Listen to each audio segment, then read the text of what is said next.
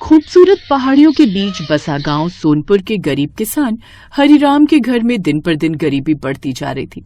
वो जितनी बार भी खेती करता वो खेती खराब हो ही जाती, जिससे धीरे धीरे उनके घर में खाने के लिए कुछ भी सब्जी नहीं थी।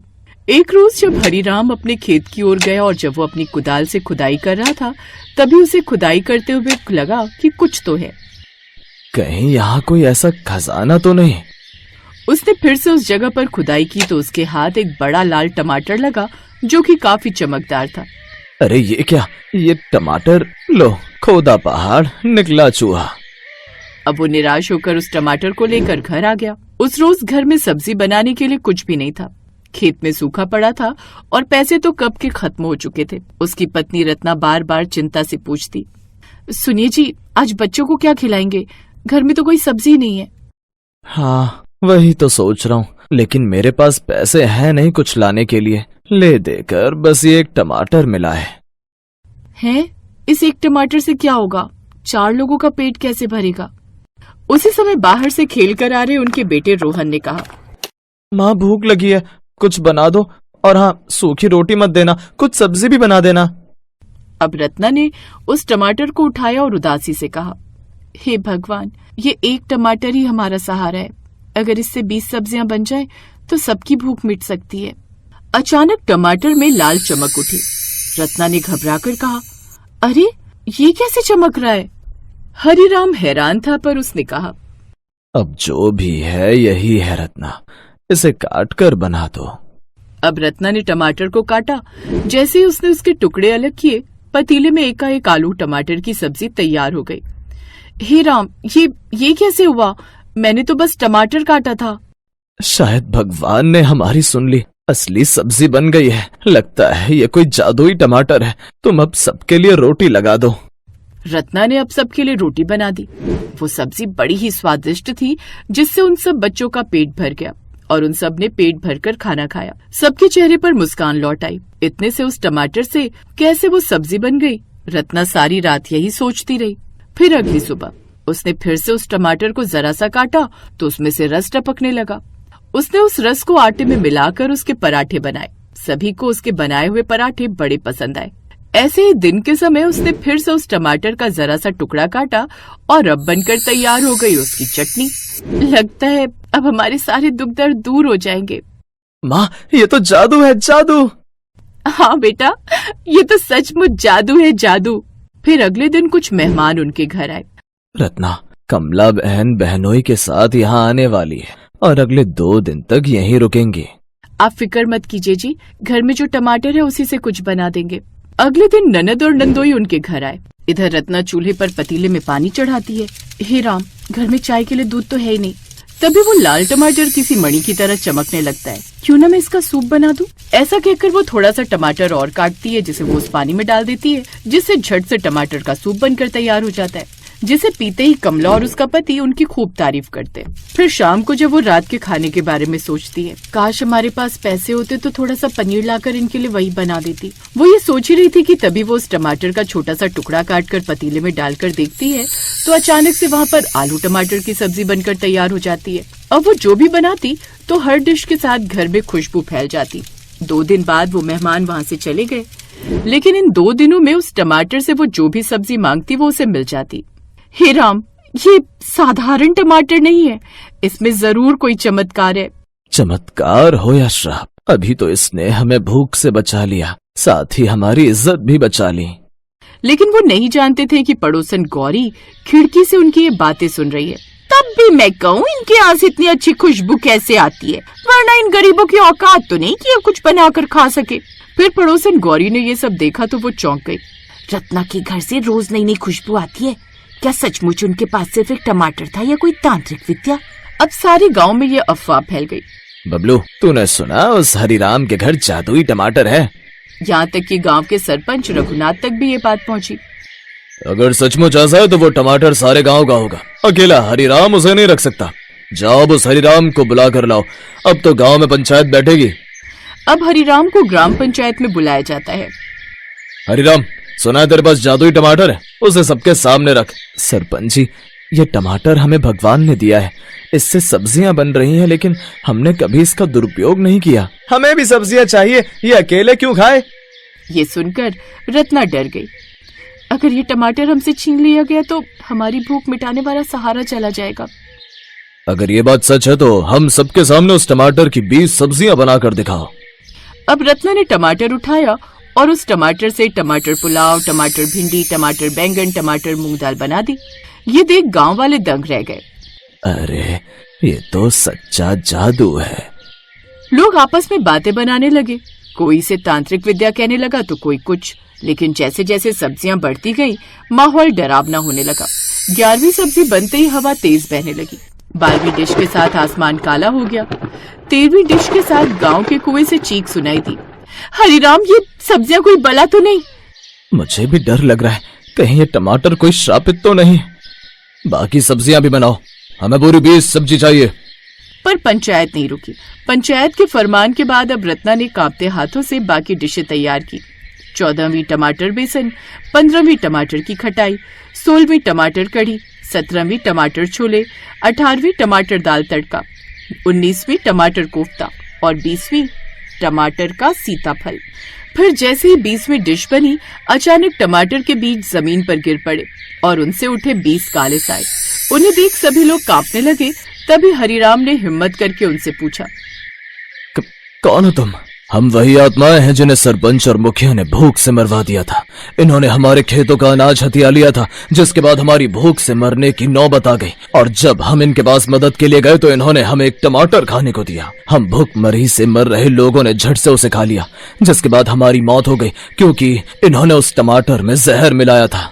फिर हम सबकी आत्माएं मिलकर एक बड़ा टमाटर बन गई, जिसके अंदर हमारी आत्माएं कैद रह गईं। लेकिन अब हमें मुक्ति मिलेगी। ये टमाटर हमारी कैद था। 20 सब्जियों के बाद अब हम मुक्त हुए हैं। आत्माएं, हमें छोड़ दो। नहीं, तूने हमें भूखा मारा, अब तेरा अंत होगा। फिर सबके सामने सरपंच जमीन पर गिर पड़ा। उसकी सांसें थम गई। उसके बाद यही हाल उस मुखिया का भी हुआ। गांव वाले चीखते भागते नजर आए। हे भगवान, हमने तो सिर्फ भूख मिटाने के लिए सब्जियां बनाई थी। तभी एक आत्मा ने नरम स्वर में कहा, तुम निर्दोष हो, तुम्हें आशीर्वाद मिलता है, लेकिन लालचियों का विनाश तय है। सुबह जब लोग लौटे तो देखा सरपंच और मुखिया का घर खंडहर हो चुका था। हरिराम और रत्ना के खेत की फसल लहलहाने लगी थी और उस टमाटर का जादू वहीं खत्म हो गया। लोग अब भी कहते हैं, नूरपुर में एक टमाटर था जिसने 20 सब्जियां बनाई और 20 आत्माओं को मुक्त किया। उस टमाटर को जिसने भी लालच से चाहा, उसका अंत बुरा हुआ।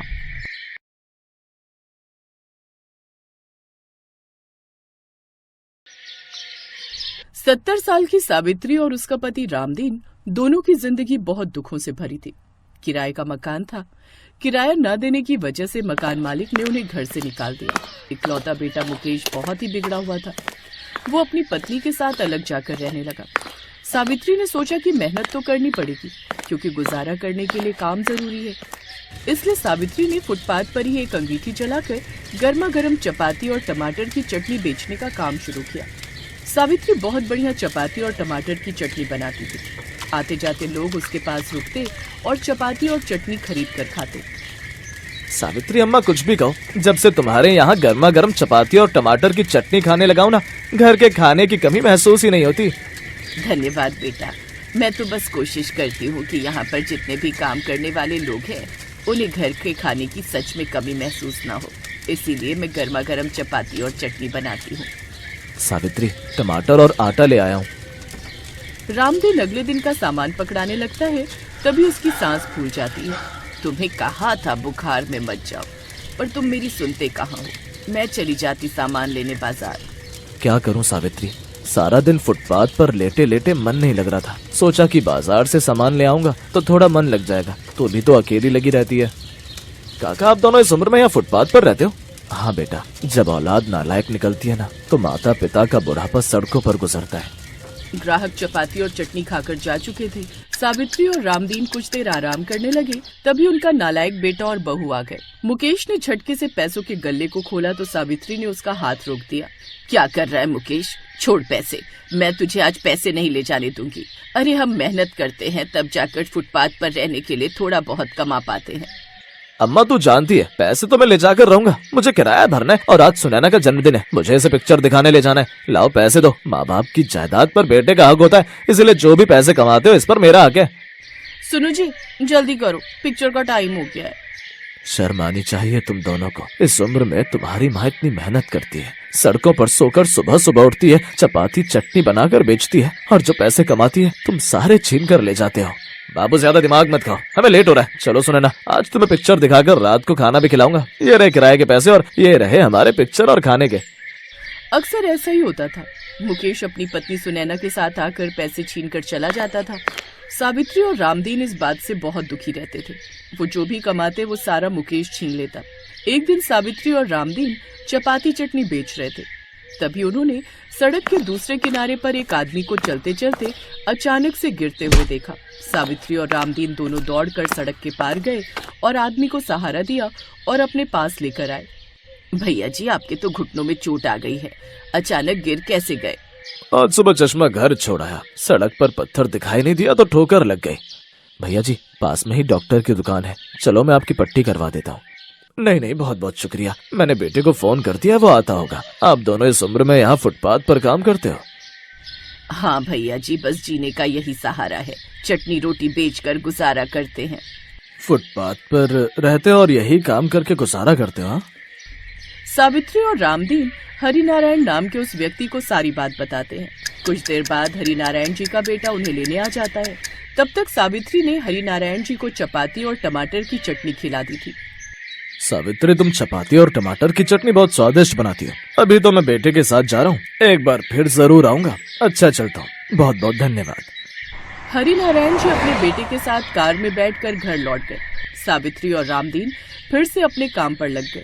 एक दिन रामदीन की तबीयत बहुत खराब हो गई। सावित्री शाम को काम निपटाकर रामदीन को डॉक्टर के पास ले जाने लगी, तभी हरिनारायण जी आ गए। इधर से गुजर रहा था, सोचा आपसे और रामदीन से मिलता जाऊं। आपकी चपाती और टमाटर की चटनी की बहुत याद आ रही थी। क्या हुआ, कहीं जा रही हो? हाँ भैया जी, इनकी तबीयत बहुत खराब है, सुबह से बुखार में तप रहे हैं। पास के डॉक्टर पर ले जा रही थी, सोचा दवाई दिलवा दूं तो इन्हें थोड़ा आराम आ जाएगा। सावित्री ने गले में से पैसे निकाले और रामदीन को लेकर जाने लगी। तभी उसके बेटा और बहू आ गए और हरिनारायण जी भी वहीं खड़े थे। अम्मा लाओ, जितने भी आज पैसे कमाए सारे दे दो, तुम्हारी बहू माँ बनने वाली है, अब मुझे ज्यादा पैसों की जरूरत होगी। मुकेश बेटा, बहुत खुशी की बात है कि बहू माँ बनने वाली है, पर अभी मैं तुझे पैसे नहीं दे सकती। मुझे तेरे बापू को डॉक्टर के पास ले जाना है, अभी तू चला जा। सुनो, अगर आपने पैसे नहीं लिए तो मैं शाही पनीर, दाल मखनी और तंदूरी रोटी कैसे खाऊंगी? टेंशन क्यों लेती हो सुनैना, मैं पैसे ले रहा हूँ। लाओ माँ, ज्यादा नाटक मत दिखाओ, पैसे दो, बापू को कुछ नहीं हुआ है, एक बुखार उतारने की गोली खरीद कर खिला दो, सही हो जाएंगे।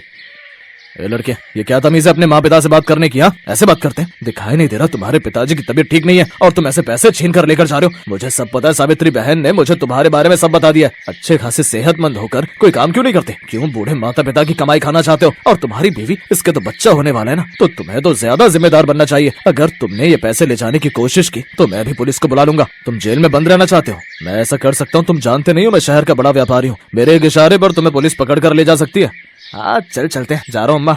जिस दिन कमाने लगोगे, नौकरी करने लगोगे, अपने माता पिता से मिलने आ जाना। 4 पैसे कमा कर दिखाना, तब अपने माता पिता से मिलना।